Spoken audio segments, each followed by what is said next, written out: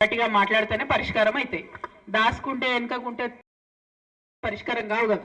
ఇలా సమస్య వచ్చింది మనకు, మన భూములు పోయినాయి, వాటిలో ఇబ్బంది ఉందని చెప్పి తమ్ముడు విజయ్ చెప్పిండు. అందుకని ఈ ఊరు దాకా వచ్చినాం. ఆ సమస్యలు ఏంటి అన్నవి విజయ్ కూడా చెప్పగలుగుతాడు. ఊరు పోయిన వాళ్ళు, ఎవరైతే భూమి పోయిన వాళ్ళు, వాళ్ళు చెప్తే బాగుంటుందని ఇక్కడికి వచ్చినాము. వాళ్ళు భయపడ్డారు, రాలేదు. కానీ వాళ్ళ పక్షాన ఖచ్చితంగా మేము అడుగుతాం. ఎవరిదైనా కూడా అన్యాయంగా భూమి పోవద్దు. భూమి పోతే జర కట్టియాలి, వాళ్ళకు వాళ్ళు బతికేటట్టు చేయాలి. అప్పుడు ఇన్ని ఇస్తే అంత పుట్నాలకు పేలాలకు పోయినట్టు పైసలన్నీ పోయినాయి. కాబట్టి అట్లా కాకుండా భూమి పోయిన వాళ్ళకు ఉద్యోగాలు, అదేవిధంగా భూమి లేని పేదవాళ్ళు ఉంటే కూడా మరి ఊర్లోకి వెళ్ళి భూమి తీసుకొని పెద్ద పెద్ద కంపెనీలు వచ్చినప్పుడు ఆ పేదవాళ్లకు, భూమి లేని పేదవాళ్ళకు కూడా లాభం జరిగేటట్టు ఇంటికి ఒక ఉద్యోగమో ఏదో ఒకటి చేసే ప్రయత్నం చేయాలి. దానికోసం అడుగుదామని వచ్చినాం, అంతకుమించి ఏం లేదు. సరే, అన్నలు రాలేదు కాబట్టి అక్కలందరం మంచిగా బతుకమ్మ ఆడుకున్నాం, ఇబ్బంది ఏం లేదు. ఫ్యూచర్లో అన్నలు కూడా వస్తారు, వచ్చినప్పుడు వాళ్ళ సమస్యలు తీరుద్దాం. ఇంత లోపల మా ఆడవాళ్ళకున్న అనేక సమస్యలు ఉన్నాయి. నిన్న మొన్న మొత్తం రంగారెడ్డి అంతా తిరుగుకుంటూ వచ్చినాం, అన్ని హాస్పిటల్ చూసుకుంటూ వచ్చినాం. ఎక్కడ కూడా సూదుంటే దూదులేదు, దూదుంటే సూదులేదు అన్నట్టుంది పరిస్థితి. ఏడ కూడా మందులు సౌలభ్యం సరిగ్గా లేదు, డెలివరీ ఆడవాళ్ళకి సరిగ్గా లేదు. అవన్నీ చూసుకుంటూ చెప్పుకుంటూ వస్తున్నాం, ఇంకా కూడా చెప్తూనే ఉంటాం. దాంతోపాటు 2 ఏళ్ల కింద ఈ సర్కార్ వచ్చినప్పుడు ఏం చెప్పారు, మనకు ఆడవాళ్ళందరికీ 2500 ఇస్తామన్నారు నెలకు. ఇంతవరకు దాన్ని ఊసేలేదు. 3 సార్లు అప్లికేషన్లు పెట్టించారు, కానీ కనీసం దాని మీద ముచ్చట పెడతలేరు, మాట్లాడతలేరు. అది కూడా అడుగుతున్నాం గట్టిగా.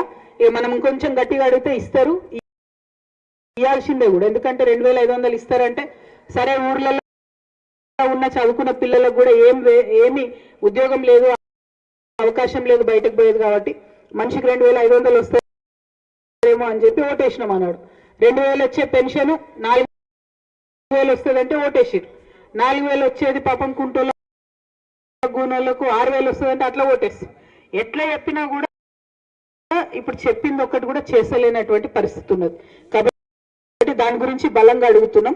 మేము తెలంగాణ జాగృతి అని చాలా ఏండ్ల నుంచి, మీకు తెలిసి 20 ఏండ్ల నుంచి తెలంగాణ పద్ధతులు, పండుగలు కాపాడుకోవాలని కొట్లాడుకుంటూ వచ్చినాం.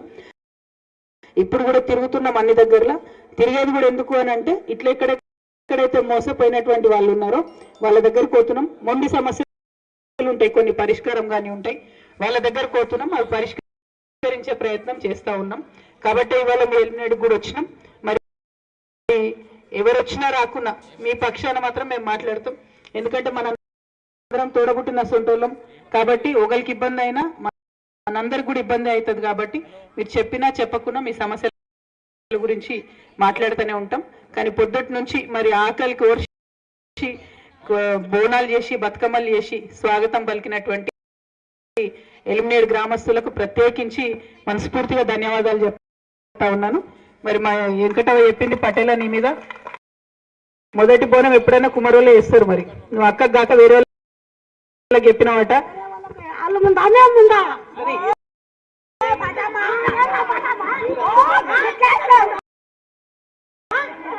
ఏం కాదు. ఓకే, నెక్స్ట్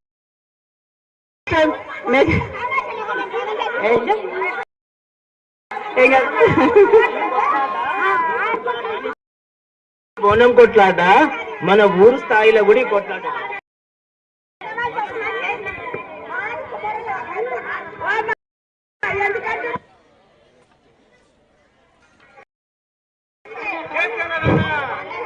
జై జాగృతి. మరి మేము ఇట్లా అన్ని ఊర్లు తిరుక్కుంటూ పోయేది ఉంది, అన్ని ఊర్లలో తిరుక్కుంటూ వెళ్ళేది ఉంది. కాబట్టి ఎలిమినేట్ నుండి సెలవు తీసుకుంటున్నాం. మీ అందరికీ మళ్ళీ ఒకసారి ధన్యవాదాలు. జై తెలంగాణ. మాట్లాడతారా?